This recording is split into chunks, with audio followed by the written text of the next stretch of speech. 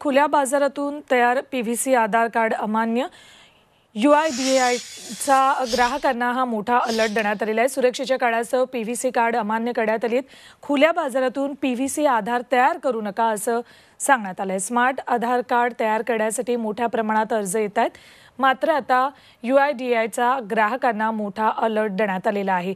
खुल्या बाजारातून तयार झालेली पीव्हीसी आधार कार्ड यापुढे अमान्य असतील। पीव्हीसी आधार कार्डचा वापर करू नका असा इशारा देण्यात आलेला आहे। ग्राहकांची सुरक्षा लक्षात घेऊन हा इशारा देण्यात आलाय। खुल्या बाजारातून तयार झालेले कार्ड डेटा सुरक्षेसाठी प्रभावी नाहीत असंही म्हटलंय।